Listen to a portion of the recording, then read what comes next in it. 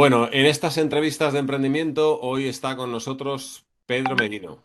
Siempre ha sido Pedro Pablo Merino, pero ahora digamos que su nombre más comercial es Pedro Merino. Era más Pedro Pablo cuando andaba por aquí estudiando en la Francisco de Vitoria. Pedro, ¿qué tal? Bienvenido. Muy buenos días y un placer estar contigo y la verdad que encantado. ¿Todo bien? ¿Todo bien? Oye, me gustaría que te presentaras para que los alumnos de esta asignatura de emprendimiento en periodismo y comunicación pues sepan algo más de quién es nuestro interlocutor de hoy. Claro que sí. Bueno, soy Pedro Pablo Merino y bueno, fui estudiante de la Francisco de Vitoria, promoción 2005-2010 y nada, licenciado en periodismo, con máster yo hice el máster en aquel momento, no sé si seguirá, en periodismo deportivo, los 5 años, y la verdad que muy contento. Hoy, ¿en dónde me lleva la vida? Pues bueno, hoy en día soy socio director, uno de los fundadores del grupo e-commerce News. Grupo e-commerce News empezó en el año 2012 como un medio de comunicación especializado en información sobre comercio electrónico, comercio digital, marketing digital, etcétera. Y bueno, ahora tenemos varios portales más, organizamos eventos, tenemos una pequeña agencia de marketing, así que pues bueno, ese soy yo muy brevemente. Ahora todavía no, mejor dicho, ahora, desde hace algunos años, se ha recuperado el título de periodismo deportivo y hay bastantes alumnos Ah, mira. en cuarto que están estudiando esa especialidad, como en tu tiempo, cuando era licenciatura, Sí, sí, sí. completando el título oficial, por así decirlo. Vamos a empezar por ahí, si te parece. Tú tenías una vocación de periodista deportivo. Sí, sí, ¿Qué total. te lleva a abandonarla, aunque sigues siendo un gran aficionado? Y Sí, sobre todo, ¿qué te lleva a convertirte en emprendedor? O a lo mejor son las dos cosas en paralelo. sí, bueno, pues, las empalmo, ¿no? Pero bueno. Am, la primera, ¿cuál era la primera? No. A ver. ¿Cómo evolucionas del periodismo deportivo a tu actual ocupación? Sí, a ver, el periodismo deportivo, ¿por qué no ejerzo de periodismo deportivo? Podríamos decir, efectivamente. Básicamente por falta de oportunidades, ¿no? Cuando terminé la carrera en el año 2010, pues la profesión ya por sí de periodista está bastante denigrada, devaluada, con lo cual es muy complicado acceder a puestos en, pues, a ver, periódicos deportivos en aquella época, bueno, hoy hay digitales más, ¿no? Pero los podéis contar con los dedos de la mano, ¿no? En televisión es muy complicado, es decir, no veía, no veía dónde meterme en el periodismo deportivo de ninguna manera, ¿no? Entonces, cuando acabé de carrera, pues estuve en algunos medios y llegué a parar en el año 2010, llegué a pagar a un medio, en 2000 y 2011, en un medio especializado en el mundo de la logística, del transporte. La verdad que no tenía ni idea en esa época, pero bueno, pues es donde conseguí trabajo, 8 horas, bueno, 8 horas no, el contrato de 8 horas, pero que tirábamos como 12, y mi jurista por los pelos, y pues ahí me metí, ¿no? Pero la verdad que con muchas ganas, ¿no? Quiero decir, trabajaba de periodista porque yo había estado trabajando en otras cosas, pues vendiendo seguros, vendiendo tarjetas, Carrefour, había trabajado de todo, ¿no? De hecho, en esa época tuve que elegir porque yo, claro, mientras salía algo para trabajar de periodista, pues yo tenía que echar el currículum de otras cosas, ¿no? Y me acuerdo que me salió y pasé varias entrevistas para trabajar de gestor de seguros y me seleccionaron, y luego también estaba en el proceso de selección de la revista, entonces me acuerdo que tuve una diatriba, ¿no? De qué eliges, ¿no? Y entonces afortunadamente elegí, pues oye, ya que estoy, ya que es un, medio- un- es un puesto para ejercer de lo que yo he estudiado, pues lo elegí, ¿no? Y allí conocí a que es mi socio, hoy en día, Samuel Rodríguez, que era mi redactor jefe, y pues nada, pues estuvimos, pues eso, un par de años ahí trabajando los dos juntos, pero veíamos que cada vez más, pues el comercio electrónico en esa época tenía cada vez más fuelle, ¿no? Bueno, lanzó Inditex bueno, Zara lanzó su tienda online, llegó a Amazon, teníamos mucha información de e-commerce, ¿no? Y era muy interesante, se poníamos muchas noticias, pero la verdad que no nos valoraban bien donde estábamos. Como te decía antes, echábamos 10, 11, 12 horas al día, quiero decir, mal pagado, mal valorado, con lo cual lo que te decía al principio de la necesidad fue la virtud, ¿no? Y al final fue eso, ¿no? Yo no me veía, mi socio Samuel en esa época tampoco, ¿no? Pero yo no me veía trabajando 12 horas por 1.000 euros, ¿no? Digo, yo no me veía con 9 años que tengo hoy en día en esa situación. Entonces, pues empezamos, oye, pues tenemos que hacer algo por nuestra cuenta. ¿Y qué podemos hacer, no? Pues vamos a hacer un medio, no le vamos a hacer la competencia que era nuestro jefe, ¿no? Pero vamos a hacer un medio de esa sección para hablar de e-commerce, que en esa época pues nadie hablaba, ¿no?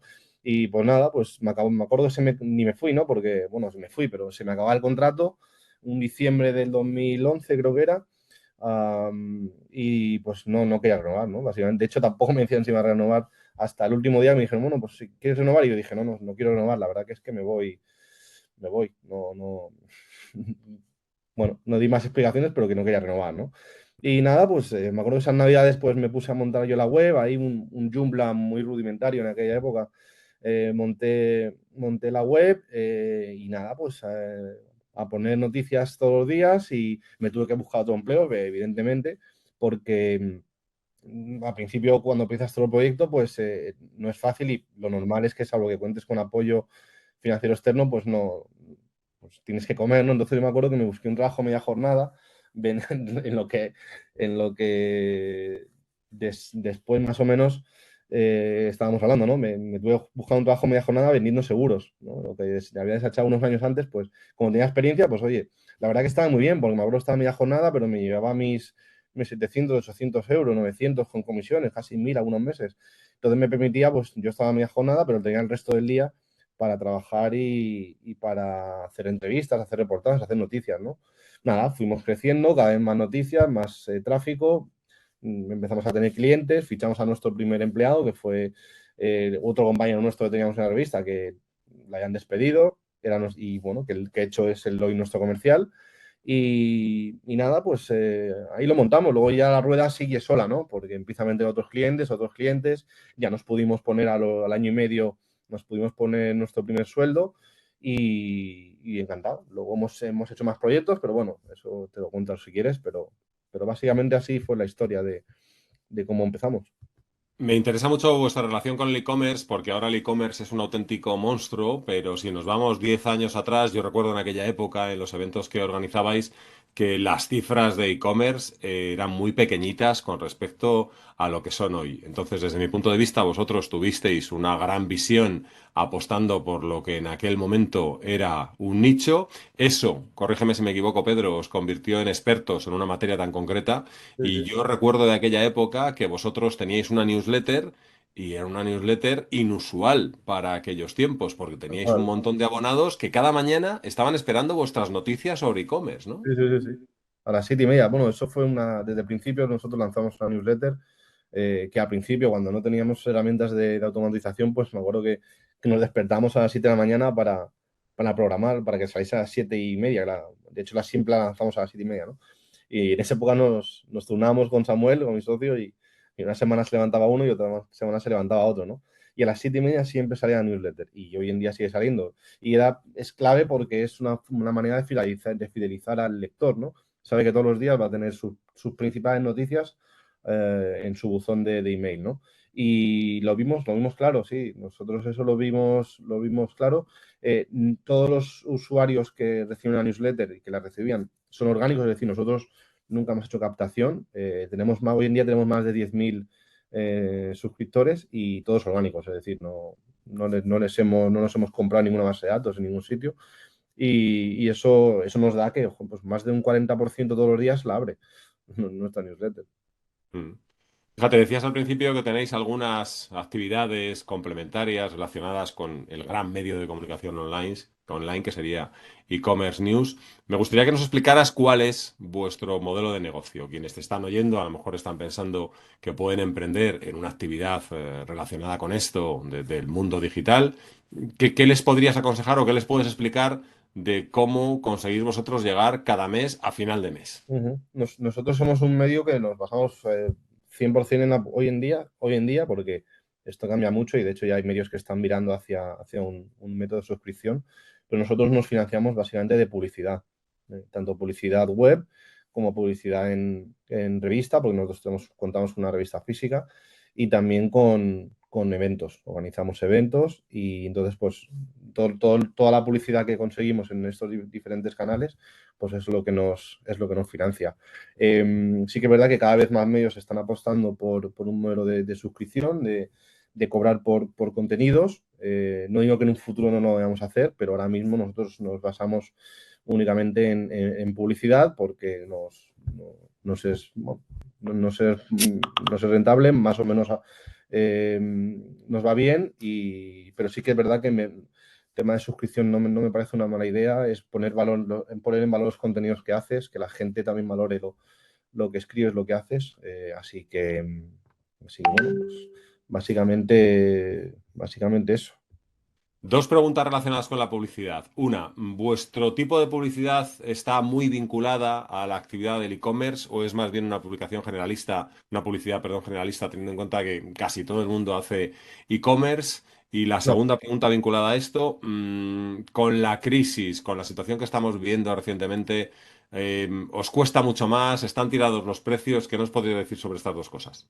la publicidad hoy en día, a ver, a nosotros cada vez es más complicado, pero a ver, el año empezó, este año la verdad que empezó muy bien.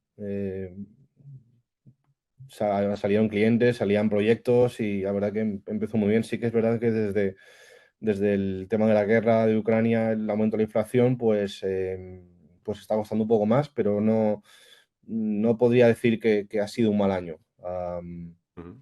la verdad.